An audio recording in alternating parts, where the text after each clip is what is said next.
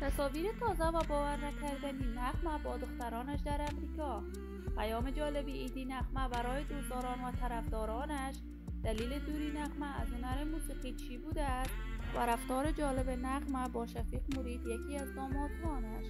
من در این ویدیو پیرامون حقایق همین ماجرا خواهم پرداخت، پس در ادامه با کانال دنیا اینفو باشید.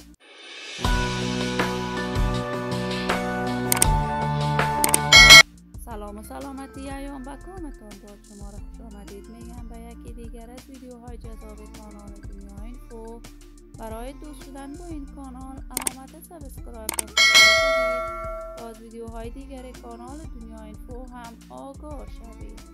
شفیق مرید، هنرمند خوش صدای افغان، یکی از چهره‌های مشهور شناخته شده و ناماشنای افغانستان بوده است. شفیق مرید یکی از دامادان نغمه، هنرمند مشهور و محبوب کشور بوده است.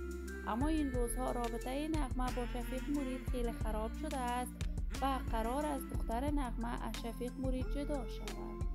نغمه تازه ترین تصاویرش را با دخترانش در صفحات مجازی نشر کرده است که مورد حمایت و استقبال گرم قرار گرفته است. نغمه عید سعید فطر را برای دوستداران و طرفداران هنرش از صمیم قلب تبریک گفته است. نغمه در کشور امریکا زندگی می کند و مدت 6 ماهی می شود دیگر آهنگ برای دوستداران و طرفداران صدایش نشر نکرده است. نغمه گفتگوهای فراوانی در صفحات مجازی ایجاد شده بود که وفات کرده است، اما این خبرها تمامش دروغ و شایعات بوده است. نغمه تصاویر تازه و خیلی جوانش را با دخترانش در صفحات مجازیش نشر کرد. اما نغمه شوهر دومش هم در امریکا جدا شده است و رابطه خوبی فقط با دخترانش در امریکا دارد. از شوهر دومش نغمه فرزندی نداشته است. من آرزوی موفقیت، سعادت و کامیابی برای بانو نغمه از بارگاه عزت الله یزال تمنا دارم و در انتظار نشر تازه ترین آهنگ‌های این بانوی خوش صدای افغان خواهیم بود. عزیزان و دوستان خوبم، شما هم نظریات نیکتان را در بخش کامنت با من شریک بسازید. این ویدیو را با علاقه‌مندان و طرفداران نغمه به اشتراک بگذارید.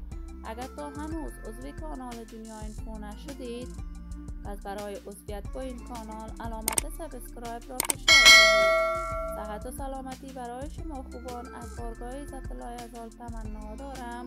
تا درودی دیگر، امیدوارم را به الله منان سپرده موفق و کامگار باشید.